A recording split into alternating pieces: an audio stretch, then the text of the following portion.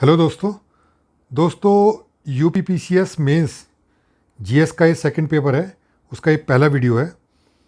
तो हम लोग स्टार्ट करते हैं। हालांकि मैं बीच में से स्टार्ट कर रहा हूँ, लेकिन जो पहले के जो टॉपिक हैं जो मैंने तैयार किए हैं वो मैं बाद में करा दूंगा। तो अभी जो मैं पढ़ रहा हूँ उसी के हिसाब से स्टार्ट कर लेते हैं। तो पहला क्वेश्चन है, भारत में दलीय प्रणाली की लोकतंत्र को सुदृढ़ करने में उसकी भूमिका क्या है। यानी जो दलीय प्रणाली है ना, जो पार्टी सिस्टम है ना, उसने लोकतंत्र को कैसे सुदृढ़ किया। दूसरा क्वेश्चन है 2021 में ही आया है, भारतीय राजनीतिक व्यवस्था में राजनीतिक दलों के प्रभाव, राजनीतिक दल के बारे में पूछा, प्रभाव क्या है और भूमिका का समालोचनात्मक परीक्षण कीजिए। तो पहले देख लेंगे, इसमें तीन चीज़ हम बेसिकली पढ़नी है। राजनीतिक दल की परिभाषा, उसके कार्य और महत्व और उसका प्रभाव। तो परिभाषा अगर देखें तो मैकाइवर ने एक बहुत डिटेल इसकी परिभाषा बताई है कि जो पॉलिटिकल पार्टी हैं वो होती क्या है, कुछ नीतियों और सिद्धांतों पर संगठित होती हैं, ये जन आकांक्षाओं का प्रतिनिधित्व करती हैं और चुनावी प्रक्रिया में भाग लेती हैं, बहुमत में आने पर सरकार बनाती हैं, और अगर ये बहुमत में नहीं आ पाती हैं, अल्पमत में रहती हैं, तो सरकार विपक्ष में रहकर सरकार की जवाबदेही निर्धारित करती है। तो ये उन्हें एक ब्रॉड डेफिनेशन मैकाइवर ने बताई थी। अब इसके कार्य और महत्व देख लेते हैं। तो कार्य महत्व तीन संदर्भों में देखेंगे। ये पहला जनता के प्रतिनिधि के रूप में, दूसरा सरकार के रूप में, तीसरा विपक्ष के रूप में।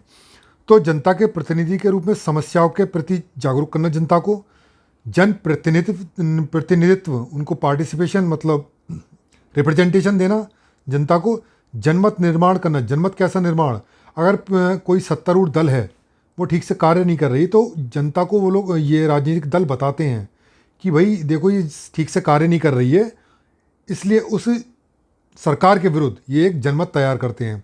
राजनीतिक चेतना, इसका भी विकास करते हैं। दूसरा है सरकार के रूप में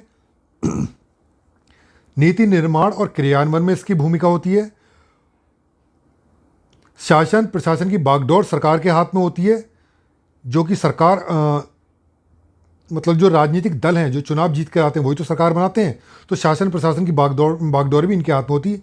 जन कल्याण सुनिश्चित करते हैं, विदेशों में राष्ट्र का प्रतिनिधित्व भी करते हैं और राष्ट्रीय सुरक्षा को भी निर्धारित करते हैं।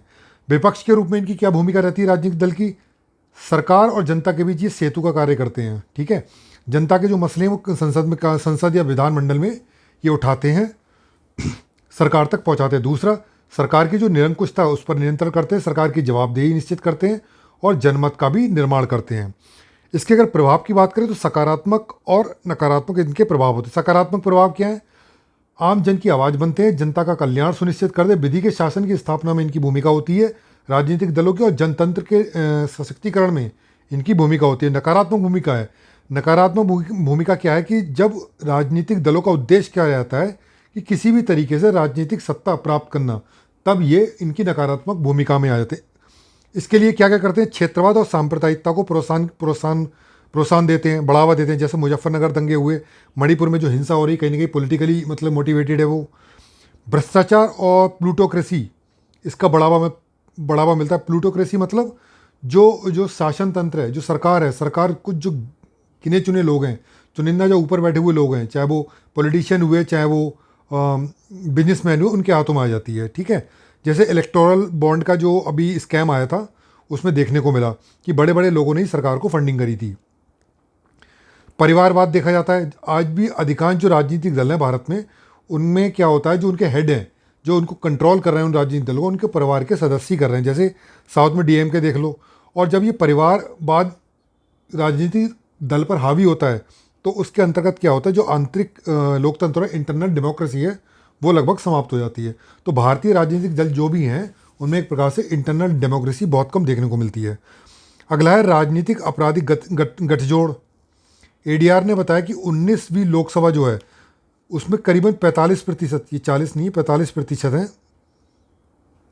45% के विरुद्ध जघन्य आपराधिक मामले सांसदों के विरुद्ध हैं। तो राजनीतिक आपराधिक गठजोड़ बन जाता है। हॉर्स ट्रेडिंग, कर्नाटक के चुनाव, गोवा के चुनाव में हमने, है ना, ये जो लेजिस्लेटिव असेंबली के चुनाव हुए तो उसमें देखी थी। लोक लुभावन संस्कृति का विकास होता है, फ्रीबीज वगैरह ये दी जाती हैं। तो ये एक पॉलिटिकल पार्टी की जो नकारात्मक भूमिका वो हो गई। ठीक है, भारत में अनेक क्षेत्रीय और भारत में अगर देखा जाए तो अनेक क्षेत्रीय और राष्ट्रीय राजनीतिक दल हैं।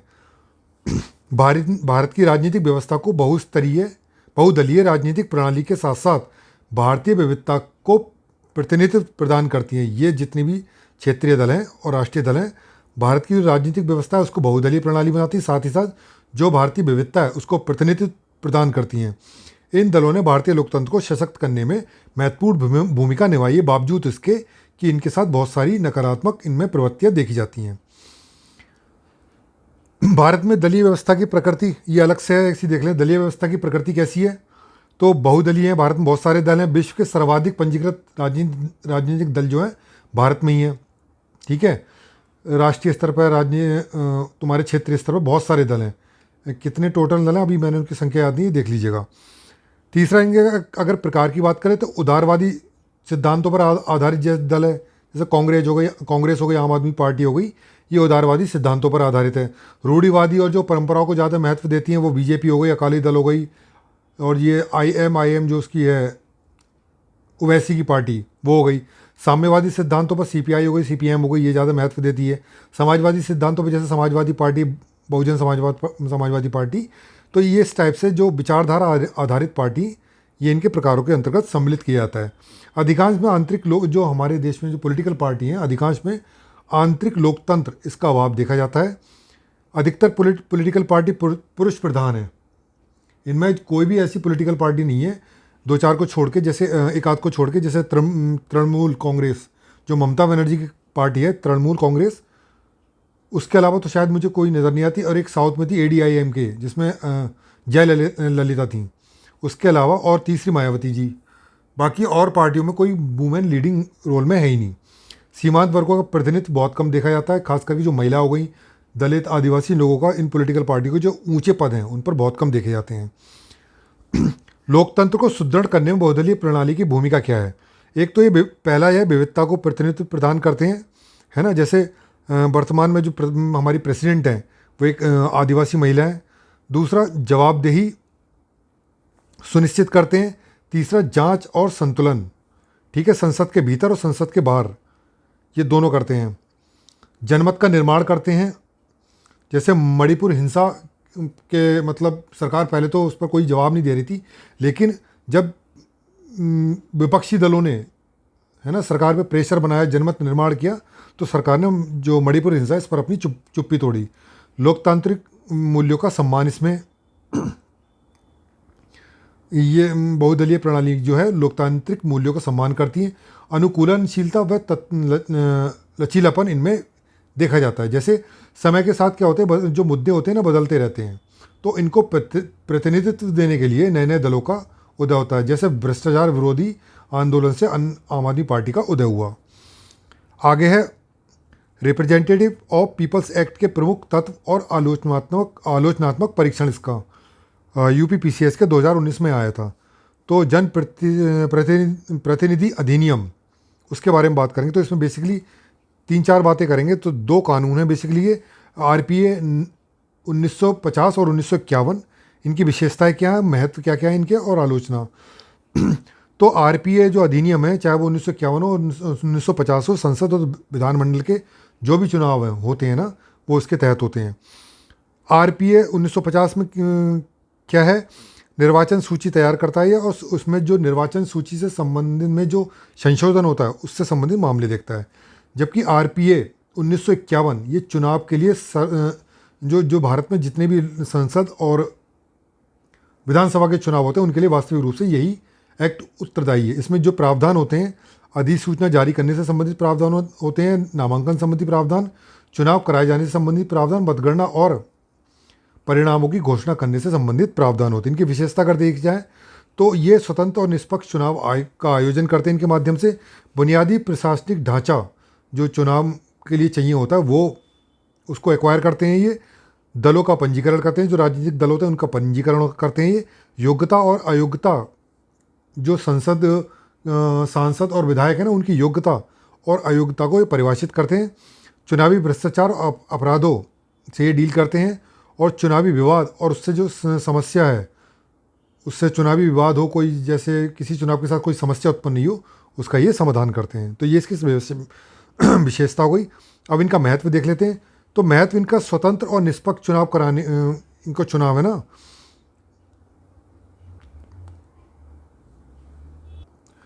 तो इन कानूनों का जो महत्व है, स्वतंत्र और निष्पक्ष चुनाव कराने में इनकी महत्वपूर्ण भूमिका होती है।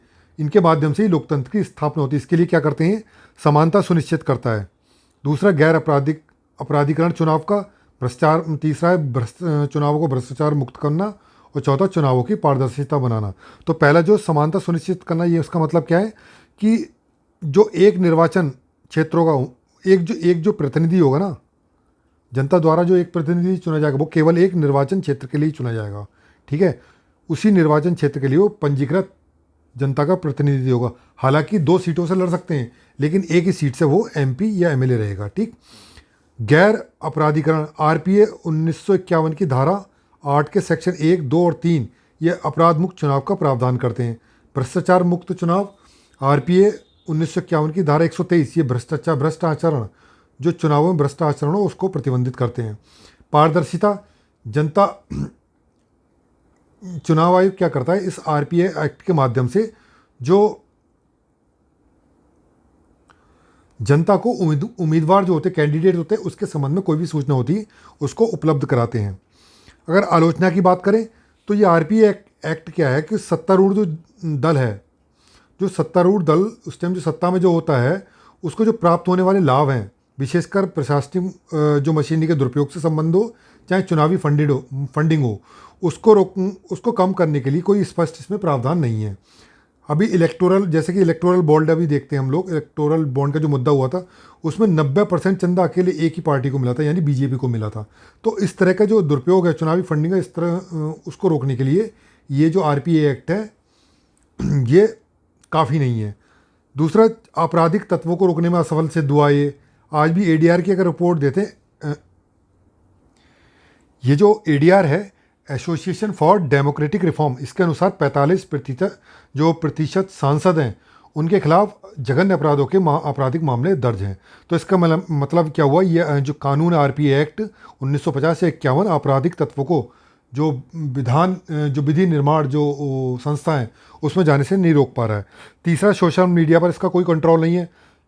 अक्सर ये देखा गया कि प्रचार तो बंद हो जाता है, फिजिकली जो प्रचार है जो पॉलिटिकल पार्टियों का चुनाव से पहले बंद कर दिया था, लेकिन इन पर सोशल मीडिया पर लगातार प्रचार चलता रहता है। आचार संहिता को अनिवार्य रूप से लागू करने में ये प्रावधान असमर्थ है। Hate speech, deep fake news जैसी समस्याओं से निपटने में भी इसमें कोई प्रावधान नहीं दे रखा। अभी हाल ही में एक वीडियो जारी किया गया था जिसमें एक उम्मीदवार को अभद्र भाषा का प्रयोग करते हुए करते हुए दिखाया गया।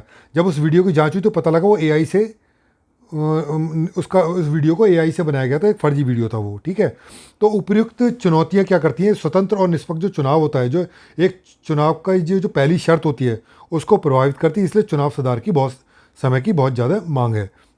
ठीक है, अगला जो टॉपिक है, भारत में चुनाव सुधार की आवश्यकता। तो हालांकि स्वतंत्रता के पश्चात अनेक चुनाव सुधार हुए हैं। जैसे मतदाता जो आयु है वो 21 वर्ष से कम करके 18 वर्ष कम कर दी। कौन से संविधान संशोधन के अनुसार की गई है वो आप देखिएगा, कमेंट में चाहे लिख दीजिएगा। मतदाता पहचान जो पत्र है वो लाया गया, इंट्रोड्यूस किया गया। ईवीएम, वीवीपैट, इनको इंट्रोड्यूस किया गया, नोटा को लाया गया। ठीक है, लेकिन ये जितने भी सुधार अभी जो किए गए इसमें, वो अभी काफ़ी नहीं है। अभी भी व्यापक आवश्यकता है सुधारों की। जैसे धनबल और राजनीतिक भ्रष्टाचार रोकने के लिए बहुत ज़रूरी है अभी, है ना, इससे संबंधित कोई ना कोई सुधार लाना पड़ेगा बहुत बड़े स्तर पर। चुनावों में पारदर्शिता, जब तब जो चुनावों पर है ना, जैसे ईवीएम को लेकर संदेह, जो पॉलिटिकल पार्टियां वो संदेह हमेशा हर बार जो है संदेह करती रहती हैं। दूसरा, चुनावी जो फंडिंग है, खासकर जो अभी इलेक्टोरल बॉन्ड, हालांकि सुप्रीम कोर्ट ने ख़त्म कर दिया है, लेकिन जो सत्तारूढ़ अभी जो राजनीतिक दल है वो ये कह रही है कि हम लोग चुनाव के बाद फिर से लेके आएंगे। तो ये इलेक्टोरल बॉन्ड है ना, ये एक, इसके माध्यम से चुनाव में पारदर्शिता नहीं आ पा रही है। तो इसको डील कैसे करना है। ठीक है, तीसरा, सामाजिक तत्वों को रोकने के लिए क्या प्रावधान है, वही 45% अभी भी हीनियस क्राइम है के एक्यूज हैं सांसद। विविधता को अधिक प्रतिनिधित्व प्रदान करने के लिए अभी तक क्या हो रहा था, भारत में केवल 14% जो सांसद हैं वो महिलाएं हैं। हालांकि नारी शक्ति वंदना अधिनियम 2023 पारित कर दिया गया है, जिसमें संसद और विधानमंडल जो है राज्य में, उसमें 1/3 आरक्षण उनको प्रावधान किया गया है महिलाओं के लिए। लेकिन अभी ये देखते हैं कितने दिनों बाद ये वास्तविक रूप से लागू हो पाएगा। सोशल मीडिया पर नियंत्रण करने की बहुत ज़रूरत है। डीप फेक न्यूज़ और एआई और हेट स्पीच जैसे जो प्रैक्टिसेस हैं, है ना, चुनाव में, इनसे डील करने की बहुत ज़रूरत है। ठीक है, तो इनसे संबंधित सुधार लाने की आवश्यकता है। चुनावों में नैतिकता बढ़ाने के लिए बहुत आवश्यकता है, खासकर कि आचार संहिता का जो बार बार जो है उल्लंघन होता रहता है, इसको रोकने के लिए। और राजनीतिक दल जो है उनके जो घोषणा पत्र हैं उनको लागू कराना, ये भी एक बहुत बड़ा, अगर इनको लागू कराया जाता तो ये भी एक बहुत बड़ा चुनावी सुधार होगा, है ना। लागू कराए जाने की आवश्यकता बहुत ज़रूरी है। क्यों? क्योंकि चुनावी घोषणा पत्र जो होते हैं ना राजनीतिक दल के, बड़े बड़े वादे कर देते हैं उसमें, ये है ना, जो फ्रीवेज हैं इनकी घोषणा करते हैं, लोक लुभावन जो वादे हैं ये पूरे उसमें लिखते हैं, जबकि उनको वास्तविक धरातल पे ये कुछ भी पूरा नहीं करते। तो इससे क्या होता है, जो मतदाता होते हैं वो अपने आप को ठगा महसूस करते हैं। तो इनका जो घोषणा पत्र है वो लागू कराना बहुत ज़्यादा आवश्यक है। सशक्त चुनाव आयोग की स्थापना, ठीक है, ये विधि आयोग ने अपनी 255वीं रिपोर्ट में जो कहा था कि जो चीफ इलेक्शन कमिश्नर है इसकी जो नियुक्ति होनी चाहिए कोलेजियम सिस्टम के माध्यम से होनी चाहिए। ठीक है, हालांकि इस संबंध में सुप्रीम कोर्ट ने भी निर्देश दिए। उसके लिए 3 सदस्यीय कोलेजियम बनाया गया, जिसमें लीडर ऑफ अपोजिशन, सीजीआई हमारे, और पीएम होने चाहिए। लेकिन सरकार ने इसको बदल दिया, इसमें लीडर ऑफ अपोजिशन, पीएम और शायद होम मिनिस्टर इसमें शामिल कर दिए। तो अगर ये देखा जाए तो एक प्रकार से इसमें जो संभावना बनी रहती है, जो चुनाव आयोग तो जो चाहे चुनाव आयोग जो बनाया जाएगा वो कहीं ना कहीं सरकार के फेवरेबल होगा, तो पक्षपात की एक संभावना बनी रहेगी। तो इसमें सुधार की बहुत आवश्यकता है। राइट टू रिकॉल, इस पर भी विचार किए जाने की आवश्यकता है। तो ये जो सुधार हैं, है ना, बिना संसद और भारतीय चुनाव आयोग की जो दृढ़ इच्छा शक्ति है उसके बिना संभव नहीं है। तो अगर वाकई में हमारे चुनावों को फ्री एंड फेयर बनाना है तो इनको इसमें सुधार करने की बहुत ज़रूरत है, तभी हमारा जाके जो चुनाव है फ्री एंड फेयर हो पाएंगे और हमारा जो लोकतंत्र है दूषित होने से बच पाएगा। ठीक, अब अगला जो टॉपिक है राजनीति में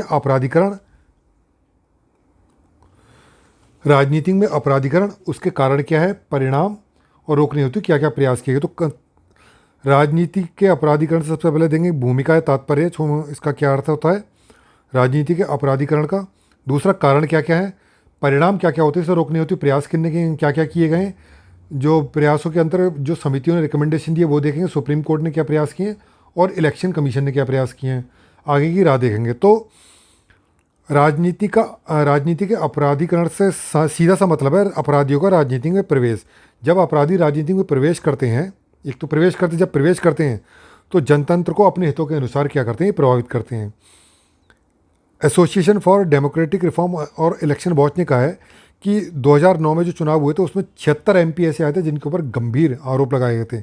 2019 में 159 एमपी ऐसे थे जिनके ऊपर जघन्य अपराध के मतलब आरोप थे। इस प्रकार देखा जाए 2009 से लेकर 2019 तक 109% अपराधियों की वृद्धि हुई है, संसद में गए ये लोग। ठीक है, और राज्य की विधानसभा अगर देखा जाए तो यहाँ की स्थिति और भी ख़राब है। ठीक, अब इनका कारण देख रहे हैं तो कारण इसके 4 डायमेंशन में देखेंगे हम लोग, 4 डायमेंशन में। एक तो राजनीतिक कारण, दूसरा कानून संबंधी जो कोई कारण है, तीसरा मतदाता संबंधी कारण, चौथा निर्वाचन आयोग से संबंधित कारण। तो राजनीतिक कारण देखें चुनाव के अपराधीकरण का, तो उसका सबसे बड़ा कारण है राजनेता और अपराधियों का गठजोड़। दूसरा, आपराधिकता और जीतने की संभावना जो होती है, इसमें एक सीधा संबंध देखा गया है। जो जितना ज़्यादा बड़ा अपराधी होगा उसकी जीतने की संभावना अधिक देखी जाती है। ठीक है, राजनीतिक दलों में आंतरिक लोकतंत्र का अभाव भी एक कारण है राजनीति में अपराधीकरण का। कानून संबंधी धारणा, जो आरपी एक्ट है ना, इसके जो प्रावधान है वो क्या कहते हैं, जो जिन सांसद या विधायक हैं उनके ऊपर आपराधिक मामले हैं, है ना, उनके ऊपर आरोप लगे हैं, तो जब तक दोष सिद्ध नहीं हो जाता तब तक उनको अयोग्य घोषित नहीं किया जाता। यानी दोष सिद्धि के बाद ही उनको अयोग्य घोषित किया जाता है ना। तो ये केस क्या होता है, लंबे इनके केस चलते रहते हैं। ठीक, आयोग अगर मान लो आयोग घोषित भी कर दिया तो क्या करते हैं ये आयोग, तो चुनाव नहीं लड़ेंगे, है ना। लेकिन जो उनके राजनीतिक दल हैं उनको उनकी जो पार्टियां उनको महत्वपूर्ण पदों पर इनको बनाए रखती हैं, बैठा देती हैं। तो ये जब ये राजनीतिक दलों के जो महत्वपूर्ण पदों पर बैठे होंगे तो ये क्या करते हैं, चुनाव को इन्फ्लुएंस करते हैं अपने पक्ष में, अपने पॉलिटिकल जो पार्टी है उसके पक्ष में। तीसरा, मतदाता संबंधी कारण, वोटों की खरीद फरोख्त चलती है, धर्म जाति के आधार पर लोग वोट देते हैं, है ना। आपराधिक पृष्ठभूमि, खास करके जो रॉबिन हुड छवि के जो नेता लोग होते हैं ना, अपराधी लोग होते हैं, उनको बहुत ज़्यादा पसंद करती है जनता, तो उनको वोट देते हैं। निर्वाचन आयोग से संबंधित कारण क्या है? पहली बात तो बुनियादी ढांचे की कमी है ना। चुनाव कराने को, जैसे देखिए चुनाव कराने को लेकर पूरी तरह से सरकार की मशीनरी पर, वो सरकार पर निर्भर है, ठीक है। सांसदों और विधायकों के खिलाफ मामलों की सज़ा की दर इसमें बहुत कम देखी गई है ना। एडीआर के अनुसार ये मात्र 6%, मतलब जिनके ऊपर जो आरोप लगे हैं उनमें से मात्र 6% को ही सज़ा मिल पाती है, और वो भी इतनी जो सज़ा, कोई ज़्यादा बड़ी सज़ा नहीं होती उनकी, ठीक है। तीसरा, सत्तारूढ़ के जो दल के उम्मीदवार हैं उनके विरुद्ध जो कार्रवाई करें, या तो ये चुनाव आयोग करता नहीं, निर्वाचन आयोग, और यह करने में बहुत ज़्यादा देरी कर देता। तो ये सारे चुनाव में चुनाव के जो अपराधीकरण हो रहा है उसके कारण है, ठीक है। परिणाम क्या होते हैं? राजनीति का अपराधीकरण से स्वतंत्र और निष्पक्ष जो चुनाव का स्वतंत्र और निष्पक्ष का जो सिद्धांत है उसके विरुद्ध है ये, उसको प्रभावित करते हैं। परिणाम क्या होगा? भ्रष्टाचार को बढ़ावा मिलेगा, क्योंकि अपराधी आएंगे क्या करेंगे, भ्रष्टाचार को बढ़ावा देंगे। कुशासन आएगा, क्योंकि संसद में जो बैठे होंगे ये बहुत ऐसे कोई भी कानून नहीं बनाएंगे, ऐसे किसी भी कानून का फेवर नहीं करेंगे जो इनके इंटरेस्ट के अगेंस्ट हो। तो एक प्रकार से क्या होगा, कानून कमज़ोर कानून बनेंगे। सामाजिक समरसता के लिए खतरा है ये लोग, अपराधी लोग क्या क्या मतलब जब चुनाव में उतरेंगे तो क्या करेंगे? अपराध को बढ़ावा देंगे, ठीक है, सांप्रदायिकता को बढ़ावा देंगे, क्षेत्रवाद को बढ़ावा देंगे, और जीतने के बाद भी यही करेंगे, ठीक है। लोकतंत्र के लिए भी खतरा, अंत में जाके लोकतंत्र के लिए खतरा सिद्ध होंगे, ठीक।